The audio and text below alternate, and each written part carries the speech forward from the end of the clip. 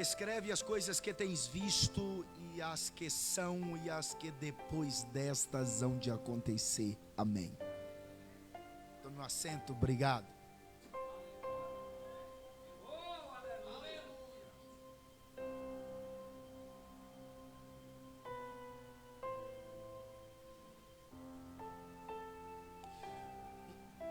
Um dos períodos mais difíceis para a igreja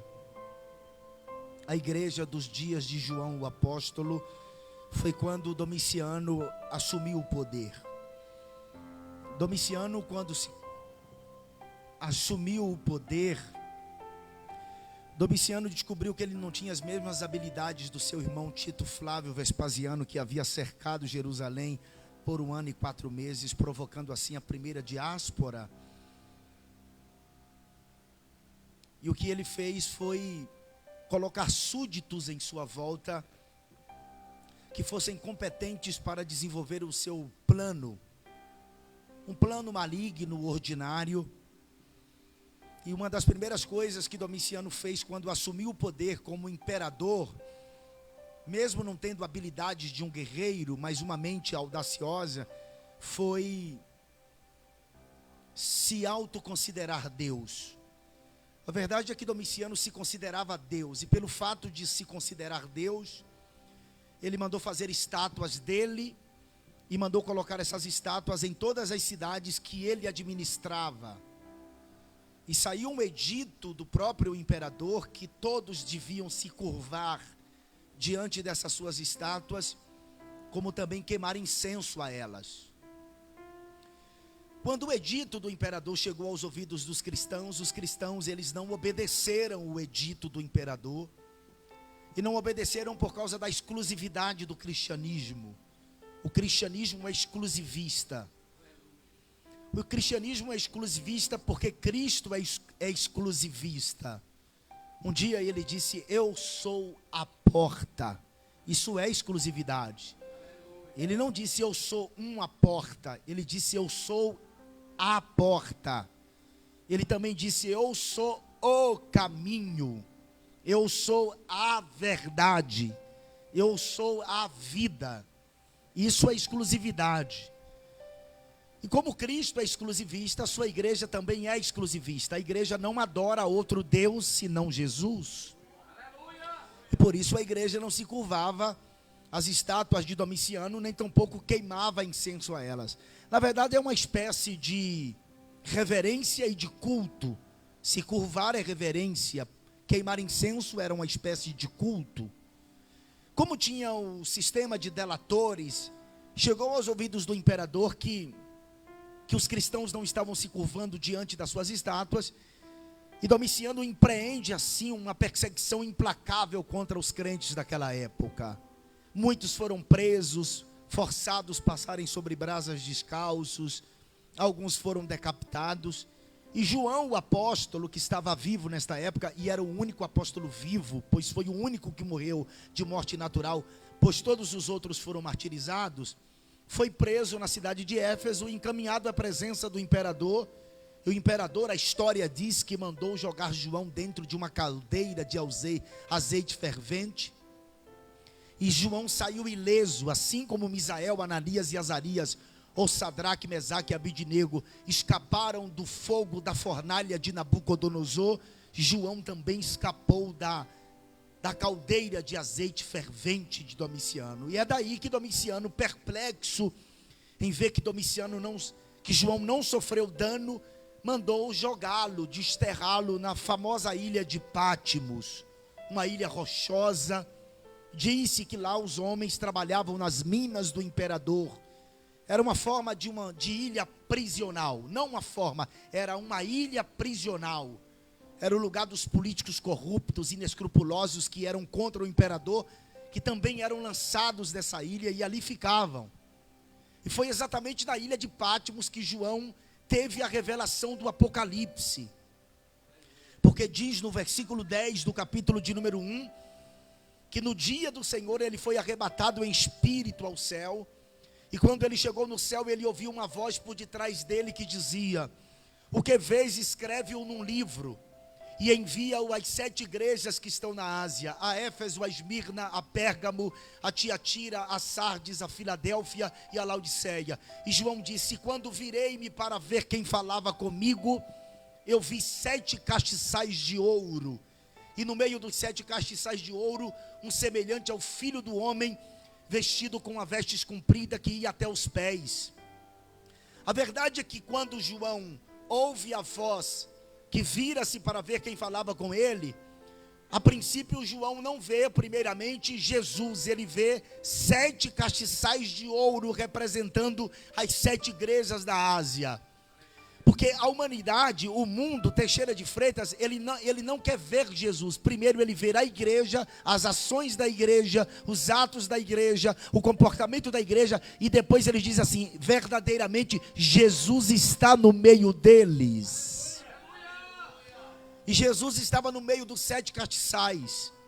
João descreve Jesus de forma assim, que é um Jesus meio que estranho, sabe? É um Jesus meio estranho.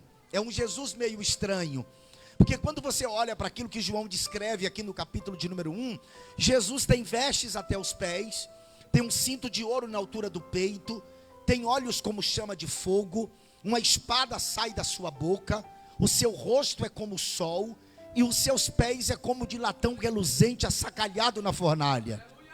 Se você montasse uma figura dessa, sabe, isso mesmo, se você tentasse montar uma figura dessa, eu pediria aos irmãos que os irmãos se acalmem um pouquinho nos bancos, por favor, que me atrapalha a meu raciocínio. Se você montar uma figura dessa, é estranha, é estranho. Se você pegar e montar assim, você pega um homem e veste ele com a veste até os pés, um cinto de ouro na altura do peito, até aí tudo bem.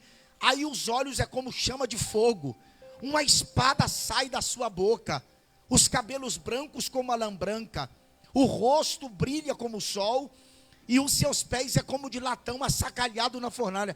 É meio que estranho esse Cristo, só que Cristo não é desta forma. João está tentando mostrar para nós como que é o Cristo glorificado e o seu poder. É que a última vez que João tinha visto Jesus foi na cruz do Calvário sendo crucificado, viu quando Jesus ressuscitou, ficou com Jesus 40 dias após Jesus ressuscitar, e também ele viu Jesus quando Jesus foi assunto aos céus em Atos dos Apóstolos, capítulo de número 1. Quando Jesus morre, ele é carnal, ele está em carne, melhor dizendo. Quando ele ressuscita com o corpo imortalizado. Jesus não está glorificado ainda, Jesus está com o corpo imortalizado. Só que ele é assunto aos céus em Atos dos Apóstolos capítulo 1, e quando ele chega lá, aí cumpre-se Salmos 24, que diz assim: levantai, ó portas, as vossas cabeças, para que entre o Rei da Glória. É que ele está indo, e ele vai ser glorificado pelo Pai.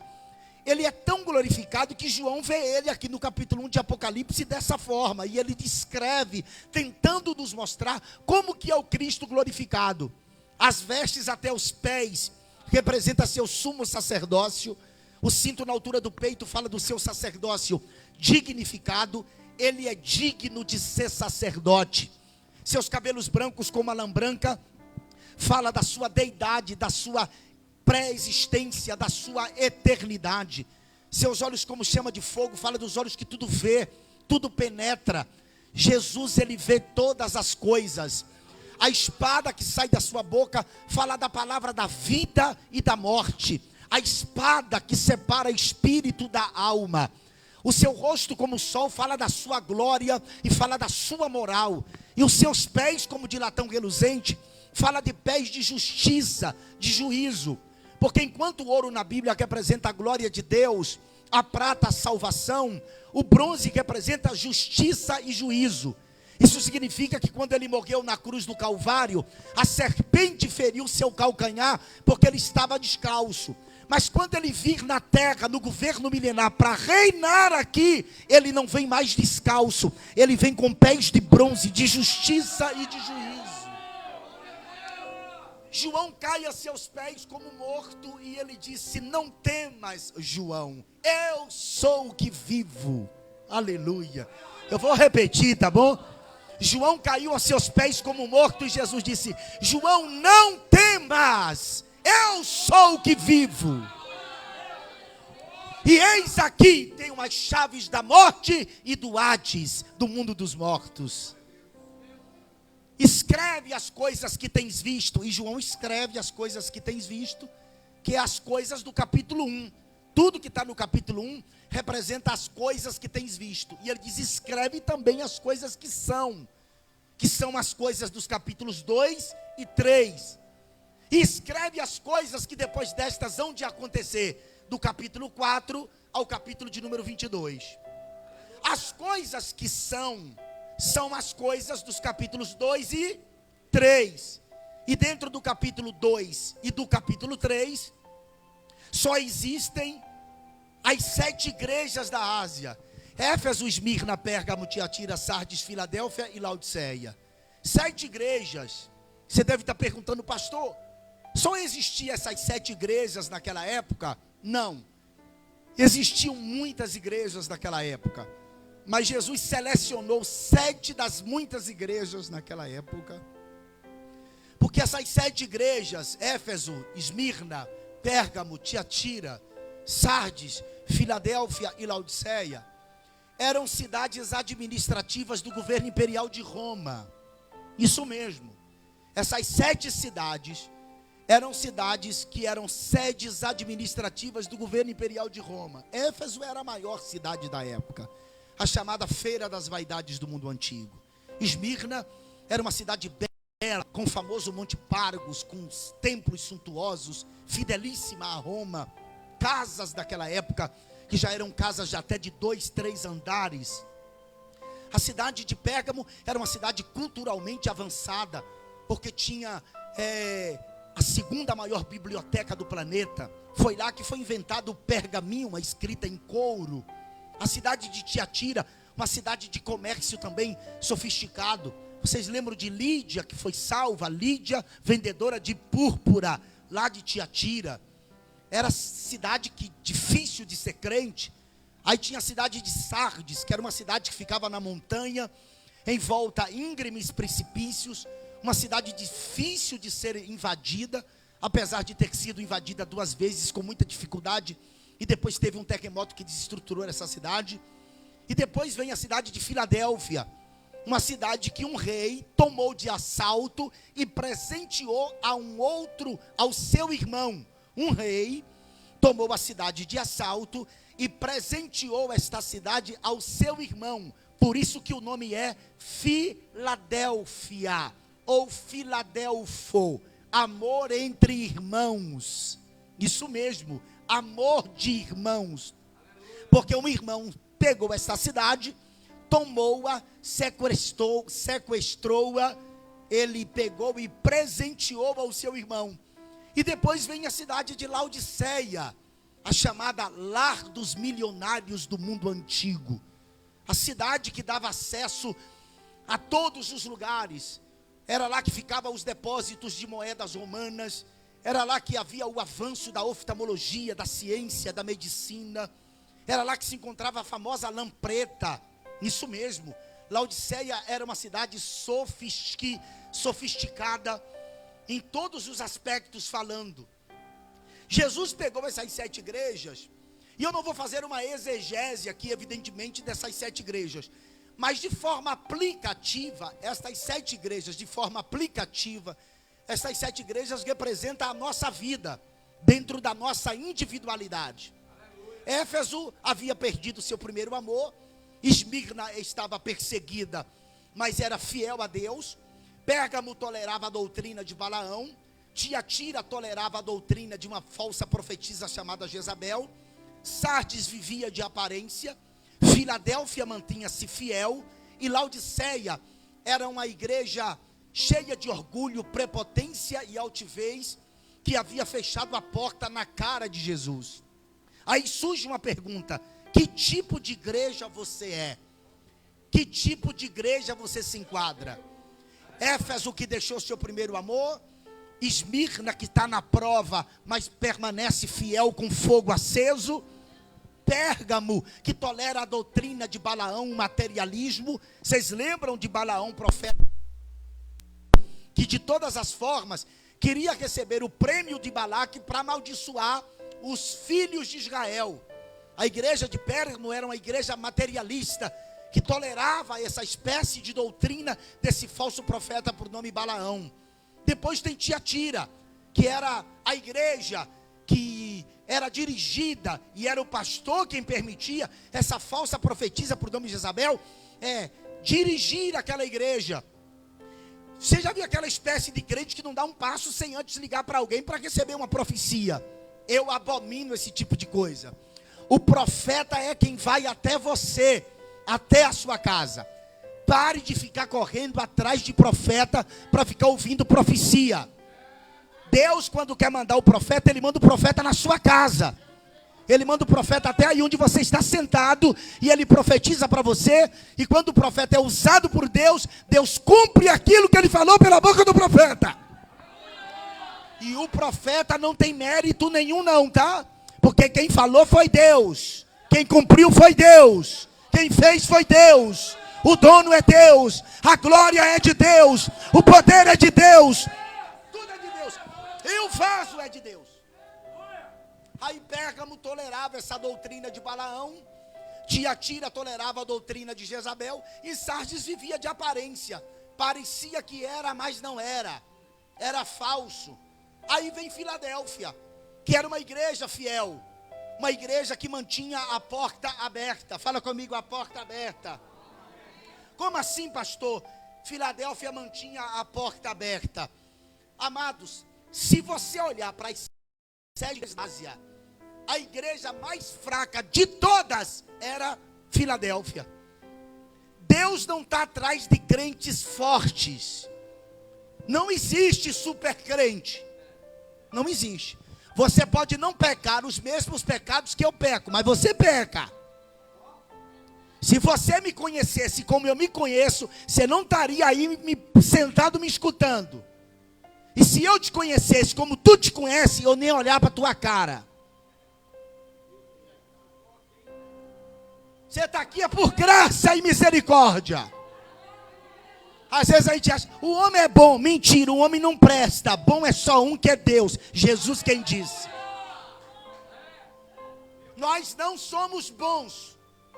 Nós não somos bons. Quer ver que a gente não é bom? A gente conversa de boa, mas um cisquinho na nossa amizade, a gente já começa a não ter mais esse olhar, porque o nosso coração se endurece, e os olhos são cúmplices do olhar. Você não consegue fitar nos olhos. Deus não está atrás de super crentes, supermens, mulheres maravilhas.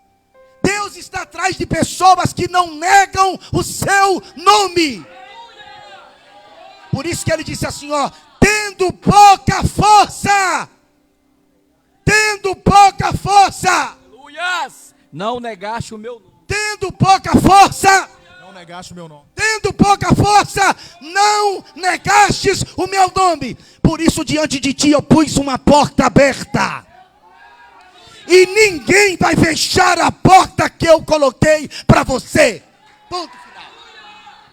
Essa porta que Jesus colocou aberta para Filadélfia. Para quem? Para quem? É uma porta de missões, de evangelização. Não é porta de dinheiro. É porta de missões, de evangelização. Para dinheiro é janela. Para dinheiro é janela. Fazei prova de mim, se eis que não abrirei as janelas do céu. Janela só se abre pelo lado de dentro. Porta você tem a chave e abre.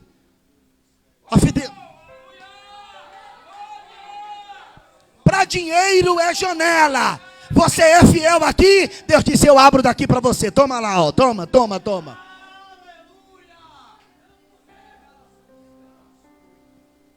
Aí ele abriu uma porta para Filadélfia e disse, ninguém vai fechar. Porta que Deus abre, ninguém fecha. E porta que Deus fecha, também ninguém abre. Que porta Deus fechou, pastor? Da arca. Ninguém abriu mais. E Deus fechou a porta da arca. Por que Deus fechou a porta da arca? Porque tem hora que o homem quer ser melhor do que Deus. Noé estava dentro da arca com a sua família. Já pensou quando Noé ouvisse os gritos das crianças, dos homens, das mulheres, dos conhecidos, dos amigos, dos compatriotas? Ele ia tentar abrir a porta da arca para o povo entrar. Aí Deus pegou, fez duas coisas. Ele fez a arca, projetou a arca para Noé construir de forma oval, sabe? Porque para o céu ninguém vai de carona. Não tinha como jogar uma corda e um gancho e prender, porque a arca era assim, ó. Ninguém vai para o céu de carona. Não tem como subir na arca. E a porta ele pegou e fechou e colocou a chave no bolso. Pastor, mas não havia. Esses dias um cara mandou uma figura da arca para mim. Eu falei, a arca de Noé da Bíblia não é assim não. Não tem um monte de porta não. Só tem uma porta. É Jesus dizendo, eu sou a porta. Quem entrar por mim salvar-se-á. Entrará, sairá e achará pastagem. Agora a janela tinha uma porta de entrada e tinha uma janela no teto. Por que a janela no teto? Porque o homem tem que olhar para cima. Porque Deus está em cima, Jesus está em cima, o Espírito Santo veio de cima, a misericórdia veio de cima, a graça veio de cima, a provisão vem de cima, a providência vem de cima, a proteção vem de cima, tudo vem de cima. Nós estamos indo para cima, o poder vem de cima, o glória vai para cima. Levanta a mão para dizer aleluia. Assim era a fila. Pega na mão de alguém aí, pega na mão de alguém e diga, a porta está aberta. Ninguém pode fechar. Ninguém vai fechar. Não tem olho grosso, não tem inveja, não tem hidromancia, quiromancia, mesa branca, mesa negra, espiritismo, Satanás, os demônios, nada pode fechar a porta. Eu abri e acabou.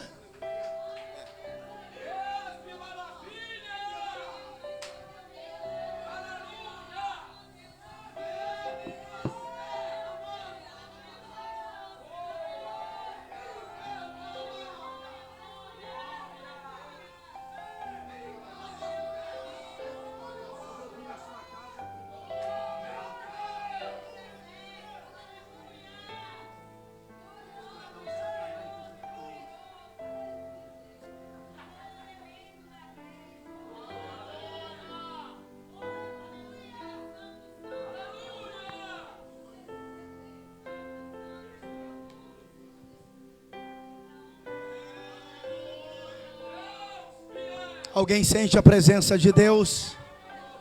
Fala de novo para o seu irmão aí. A porta está aberta para Filadélfia. A verdade é que são 7 igrejas. Mas ao mesmo tempo não são 7 igrejas.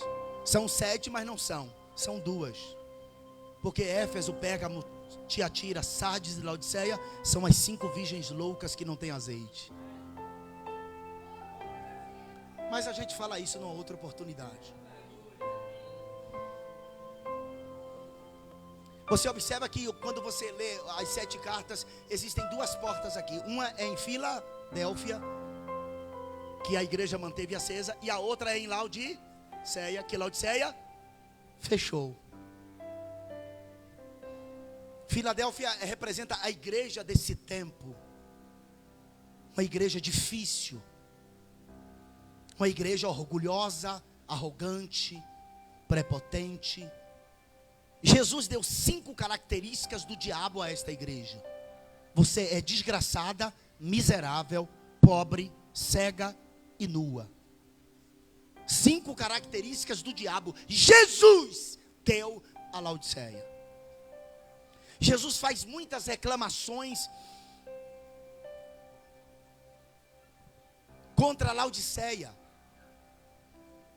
E aconselha a Laodiceia. O que Jesus fala de Laodiceia, pastor?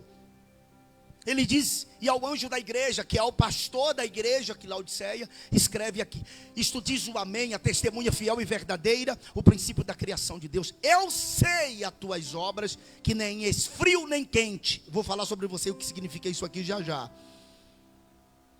Você não é frio nem quente, tomara que fora frio ou quente. Assim, porque és morno e não és frio nem quente, vomitar-te-ei da minha boca. Como dizes, rico sou, e estou enriquecido, e de nada tenho falta, e não sabes que és um desgraçado, e um miserável, e pobre, e cego e nu. Porque a riqueza de Laodiceia material, tornou ela independente. Ela não dependia mais de Deus. E nada que eu tenha, por exemplo, estou vestido com um terno bonito, que me custou caro inclusive, isso aqui não substitui a presença de Deus. Nós sabemos disso. Não é a bonita roupa que você está, não é o seu blazer preto bonito, não é sua roupa, você está parecendo um menino com essa camiseta. Nada disso vai tirar.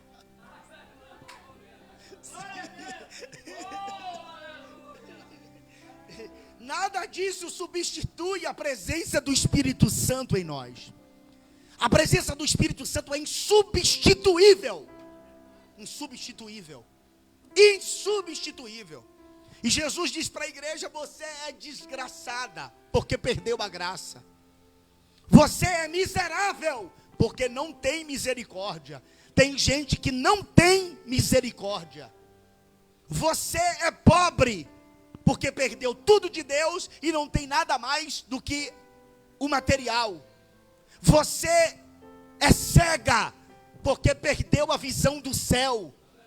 E é nua, porque promove escândalo dentro da sociedade. A igreja de Laodiceia era assim. E Jesus diz: aconselho-te que de mim compre ouro provado no fogo, para que te enriqueças. O ouro aqui não é a moeda corrente. O ouro aqui não é o material. Verá Zahav Sheli. Não é esse. O ouro daqui que Deus está falando para Laodiceia comprar é a natureza do próprio Deus que eles haviam perdido. Lembra do que eu disse? Ouro na Bíblia que representa a glória de Deus, a sua majestade e realeza. A prata representa o resgate e a salvação. O bronze, a justiça e juízo. Laodiceia perdeu, além de não ter graça, de não ter misericórdia, de não ter nada mais do que o material, de ter perdido a visão de Deus e que promovia escândalo, ela havia perdido a natureza de Deus. Você não está no céu, você está na terra.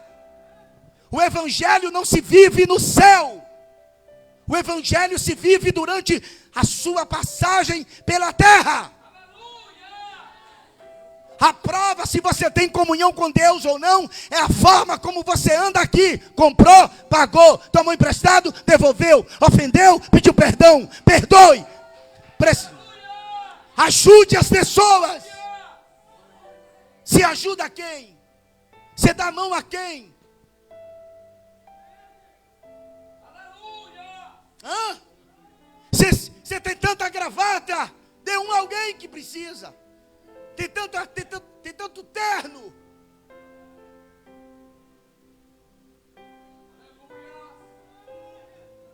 O evangelho é pautado por princípios que nós temos que viver. E uma das coisas, sabe qual é? É a comunhão entre nós. Lembra quando Paulo fala em Efésios capítulo 6 que temos que ter o escudo da fé? A palavra em grego é tiron. Não é um escudo pequeno que só protege uma pessoa. O escudo aqui é um escudo que protege você e mais um. Tem momentos que seu irmão vai precisar de você. E você vai e protege ele. Porque o escudo não é só você. Tem hora que o soldado vai estar ferido. E você vai lá e carrega ele. Protege ele. Isso é o evangelho. Você tem que aprender a perdoar. E outra, se não perdoar, o pai não perdoa.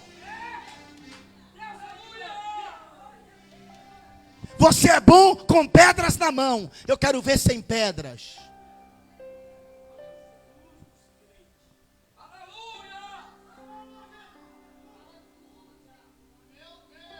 Evangelho.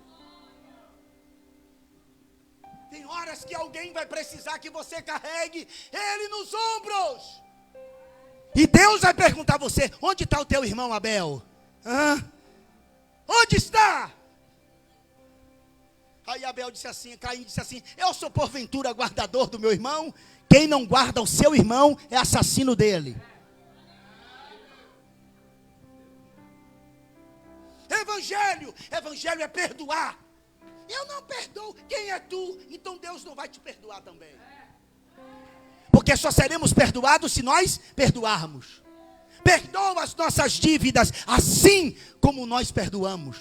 Pede perdão a quem você ofendeu. Você acha que você é quem? É o mangangão? Você está acima de Deus? Não está, porque Deus procurou alguém para jurar e não achou ninguém. Ele disse: jurou, eu juro por mim mesmo.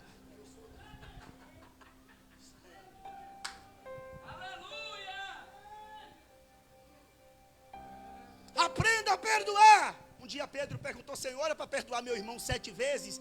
E tem gente que acha que, porque Jesus respondeu: não só 7, mas 70 vezes 7. Aí eu já vi vários, 70 vezes 7, 490. Porque tem gente que acha que um irmão peca contra o outro 490 vezes por dia. Não peca, irmão. Nem um marido atribulado peca contra a mulher 490 vezes. A mulher pode ser o Satanás, ela não peca esse tanto de vezes diariamente contra o marido. Tem que entender o que Jesus está falando. Quando Pedro pergunta: Senhor, é para perdoar meu irmão 7 vezes? Pedro está perguntando se é para perdoar os judeus. Porque de alguma forma os judeus estão envolvidos com o número 7, porque 7 aponta para o Pai. Jesus disse assim: não só 7, mas 70. 70 é o número dos gentios, das nações gentílicas, de todo aquele que não é judeu. Jesus está dizendo: Pedro, você não é para perdoar só o judeu, não. Você tem que perdoar os judeus e os gentios. 70 vezes 7, 490. Que é uma palavra lá em Deuteronômio que aponta para o perdão de Deus. Jesus está dizendo: Pedro, você não deve perdoar só os judeus, não. Você tem que perdoar os judeus, os gentios, assim como o Pai perdoa. Quer que eu coloque na nossa língua? Jesus está dizendo: você não deve perdoar só quem está na igreja. Você tem que perdoar quem está aqui, quem está lá fora, assim como Deus perdoa. É isso que ele está dizendo. A igreja havia perdido a natureza de Deus. Levante uma das mãos assim, diga: Deus, me dá da tua natureza. Vamos pedir a natureza de Deus, o ouro de Deus. Aleluia, receba o ouro de Deus, a natureza de Deus nesta noite. Peço-te que compre ouros no fogo, aconselhe-te que compre ouros no fogo para que te enriqueça, e vestes brancas. A igreja havia perdido o seu sacerdócio. Você é sacerdote, tem que fazer alguma coisa para Deus. Você está aqui para trabalho, não é para dar trabalho, é para trabalhar. Você está aqui para ser sacerdote. Sacerdote oficia, você trabalha. Eu dou seminário de tipologia, né? E um dos meus seminários é o tabernáculo e sua tipologia. E no tabernáculo tem cortinas. E nas cortinas tem os colchetes. Não é que esses dias lá em casa o menino ficou sentado no sofá e puxando assim com a mão nervosa a cortina e pegou um colchete daquele e soltou. Eu fiquei sentado assim olhando e digo: mas rapaz, olha só, olha para que esses colchetes servem. Eu fiquei observando que aquela presilha que prende a cortina, quando ela folgou e soltou a cortina, ficou esteticamente feia a cortina. Gente, é só um colchetezinho, um prendedorzinho. Eu subi na escada, fui lá e pá, prendi de novo. Olhei e disse assim: olha só como ficou bonito. Tem gente que é assim, é um colchete. Eu não sou nada. Não é nada. Tu é um colchete. Tu é um colchete que sustenta a cortina, que deixa bonita a obra. A questão, sabe o que é? É que a maioria quer aparecer, quer estar com o microfone na mão. Tu sabe pregar? Deus te chamou para isso? Isso aqui a gente trema a perna, meu. Tem gente que não pode aparecer. Eu vou fazer uma pergunta para você e não me responda não, senão eu vou jogar uma bola de fogo, viu, pastor? Se você pudesse aqui do meio dessa igreja, você tiraria o que daqui? Se você pudesse tirar de algum, aqui, dessa estrutura, você tiraria o que aqui do meio da igreja? Essas 1, 2, 3, 4 colunas. Tem gente que é coluna, irmão, na igreja. No dia que a coluna aparece, estraga.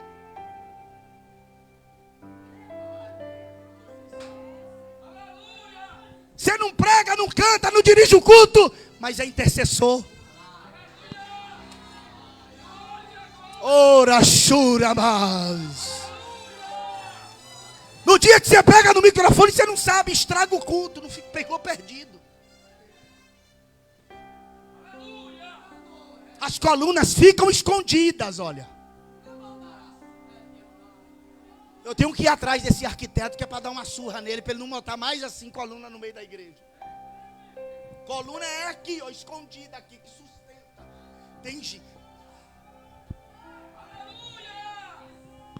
Tem gente que é coluna. Coluna no reino de Deus. Não aparece, mas é quem sustenta o ministério.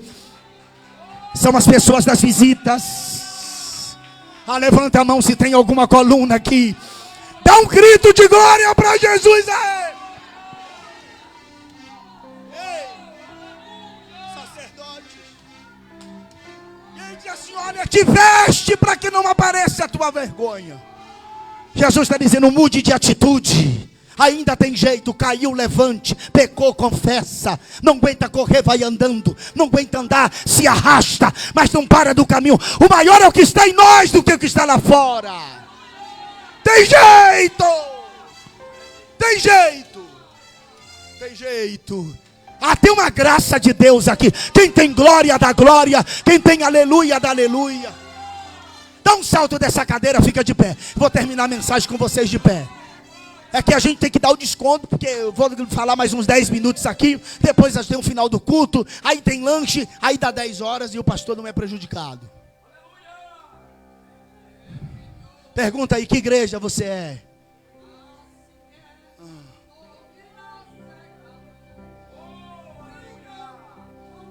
E outra, Jesus disse, eu repreendo e castigo quem eu amo. Se ele não te castiga e não te repreende, ele não te ama mais. E a culpa não é do pregador, não, senhor. Porque a espada corta para lá e corta para cá. Está pensando que eu estou pregando só para você? Primeiro eu prego para mim, depois para você. O que é válido para você é para mim. Então receba nessa noite. E não adianta fazer cara feia não. Pode se alegrar e dar glória, porque Jesus ainda te ama.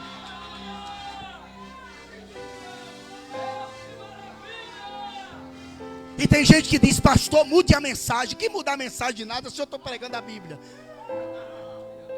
Então eu vou comprar um livro de Allan Kardec, de São Cipriano.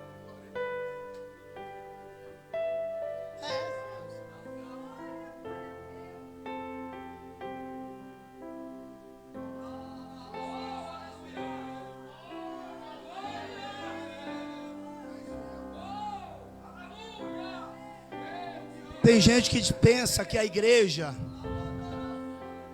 quando Jesus disse assim, você não é fria nem quente. Tem gente que diz assim, ó, não é fria porque não é porque é fria porque é presbiteriana. E é quente porque é pentecostal.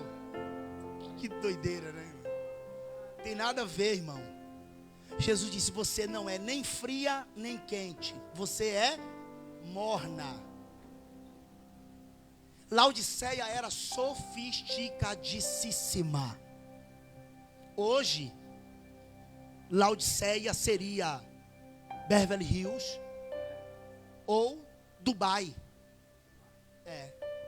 O lar dos milionários. Mas só que Laodiceia não tinha fonte de água própria. Ela tinha que importar, trazer a água de duas cidades, de Colossos e de Hierápolis. Duas cidades. As águas de Colossos eram águas frias, chamadas de águas refrigerantes. Enquanto lá de Hierápolis, as águas vinham quentes, que eram chamadas de águas termais, águas medicinais. Aqui na Bahia, na nossa Bahia, tem, lá em Jorro, Caldas do Jorro. Eu fui lá esses dias pregar num evento, a gente foi tomar banho, irmão, parece que o inferno é ali de baixo. Porque a água sai pelando. Tem uma piscina que para você entrar, você tem que fazer 3 horas de oração, porque a bicha é quente, irmão. É a fornalha de Nabucodonosor. Então as águas de Colossos eram águas frias, geladas. As águas geladas de Colossos. E Hierápolis tinha as águas termais, 50 graus Celsius de temperatura. As águas de Colossos que saíam frias, percorria cerca de 35 quilômetros, 20 milhas, até chegar a Laodiceia. As águas que saíam frias de lá, geladas, quando percorria todos esses quilômetros que chegavam em Laodiceia, chegava morna. Assim como as águas que saíam 50 graus de temperatura de Hierápolis, depois de percorrer mais de 30 quilômetros, quando chegava em Laodiceia, as águas estavam também mornas. Experimenta beber água morna. Essas águas se tornavam nauseantes. Aí Jesus disse: você não é fria e você não é quente. Por que você não é fria e você não é quente? Porque as águas frias representam refrigério. Mateus 10:42, palavras de Jesus. Jesus, ele disse: e se alguém der, mesmo que seja apenas um copo de água fria, a um desses meus pequeninos. Jesus está dizendo: você deixou de ser refrigério em Teixeira de Freitas.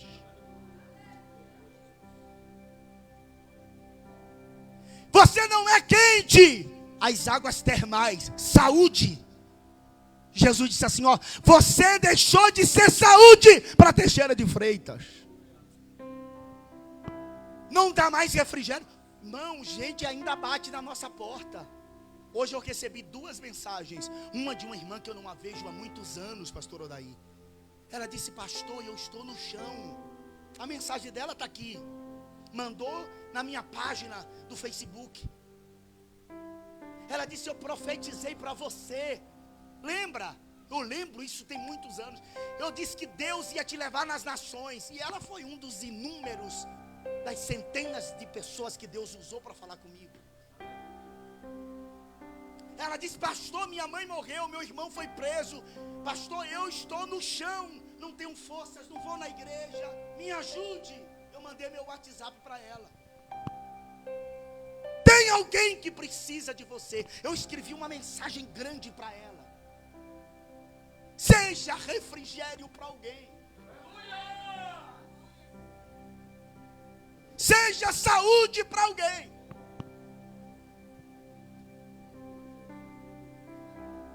E a primeira coisa que eu senti dentro de mim, quando eu li a mensagem da irmã, quando eu li a mensagem dela, sabe o que foi que eu senti no coração? Que eu preciso ir visitá-la. Eu preciso ir visitá-la.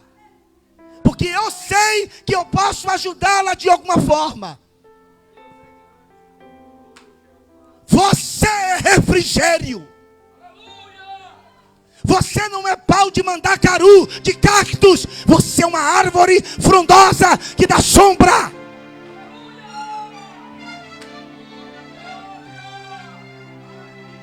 Fale alguma coisa para Deus.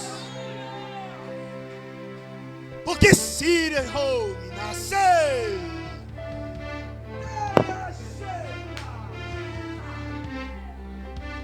Se você for morto, Jesus vai combinar você da boca dele. Tem gente que dá náuseas em Deus. Deus vai te vomitar. Aprenda a ser refrigério, saúde. Ajude alguém. Tem gente na beira do abismo, roda aí, e a pessoa vai e empurra. Abrace a pessoa, salve. Ajude alguém.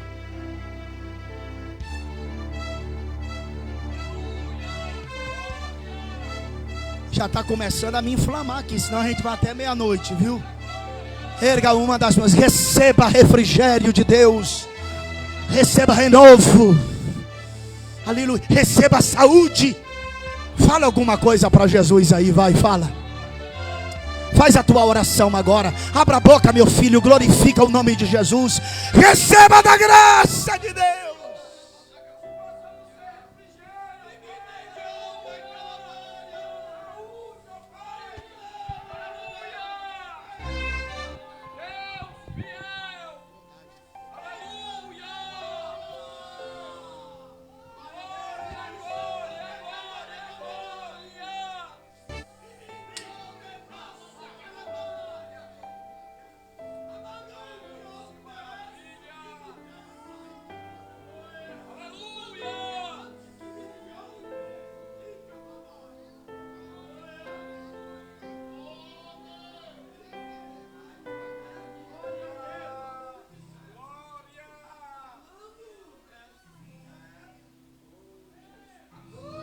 Aleluias.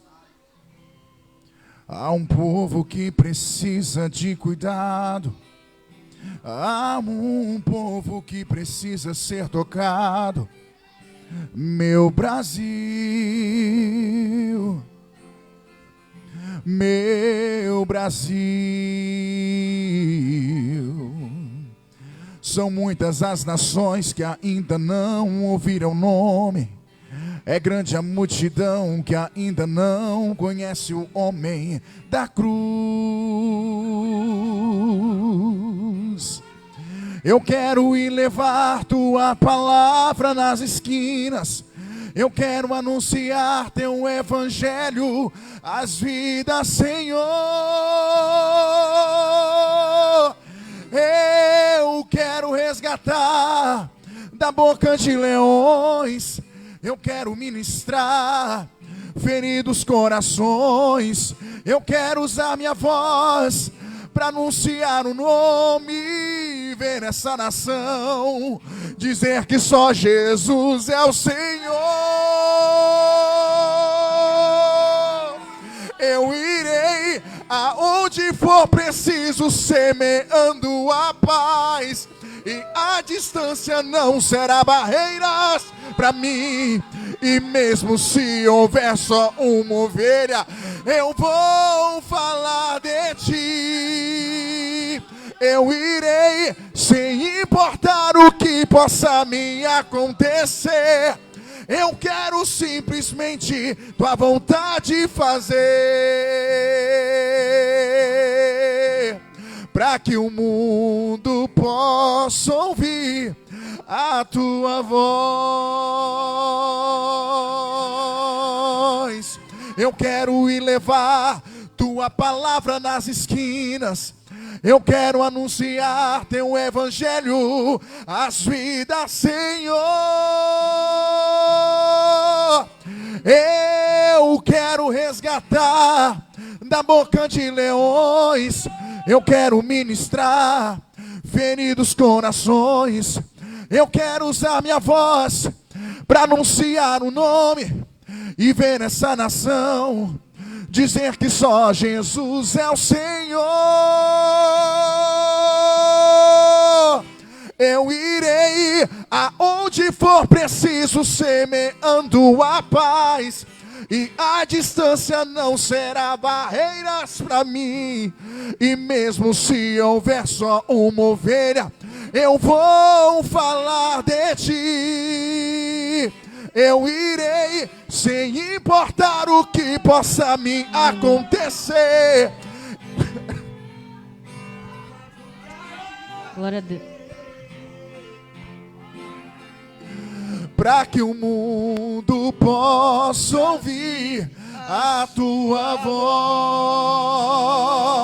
Oh, eu irei aonde for preciso, semeando a paz, e a distância não será barreiras para mim. E mesmo se houver só uma ovelha, eu vou falar de ti. Eu irei sem importar o que possa me acontecer. Eu quero simplesmente tua vontade fazer, para que o mundo possa ouvir a tua voz. Deus das que missões, o mundo possa ouvir, Deus das evangelizações. Eu quero te pedir por esta igreja, por este pastor. Enche o coração do pastor Wellington de projetos. Aperfeiçoa cada dia o ministério do seu filho. Visita a sua macendeira, a sua sementeira, alarga suas tendas. Torne-o próspero, Pai. Completa de forma extraordinária a cada dia o chamado do seu servo. Visita de forma poderosa cada família representada aqui na noite de hoje. Vai em cada casa, envia os teus anjos com espadas desembainhadas de fogo Sopra um espírito de avivamento em cada família aqui representada. Salva, cura. Liberta, Pai, do espírito da idolatria. Liberta do espírito da bebida, da macumbaria, da falsa religião.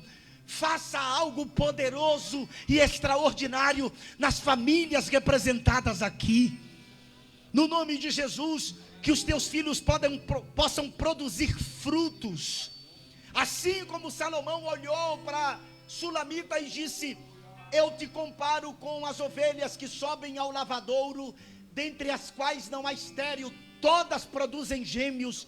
Que assim cada membro, cada congregado desse ministério possa produzir gêmeos anualmente, ou seja, ganhe pelo menos 2 vidas para Jesus. Nos dê do sentimento que houve em Cristo Jesus nosso Senhor, que mesmo sendo Deus, não usurpou de absolutamente nada, pelo contrário, se rebaixou, passando pela quenose, e veio ser um de nós. Põe em nós a natureza de Deus, o ouro, e realiza coisas poderosas e extraordinárias. Limpa-nos com teu sangue, lava-nos com a tua palavra. Seja conosco segundo o beneplácito da tua misericórdia. É o que eu te peço em nome e para a glória do preciosíssimo nome de Jesus Cristo. Amém, amém e amém. Todo mundo aqui serve a Deus? Levanta a mão. Todo mundo serve a Deus? Alguém aqui não é crente? Alguém aqui não é crente? Todo mundo serve a Deus, né? Preguei para crente. Olha só, tem o meu material ali, meus livros, 7 livros de R$ 149,90 por R$ 120. Divide na maquininha de cartão de crédito. Se você precisa ler um desses livros, faça isso. Deus abençoe sua vida e até a próxima.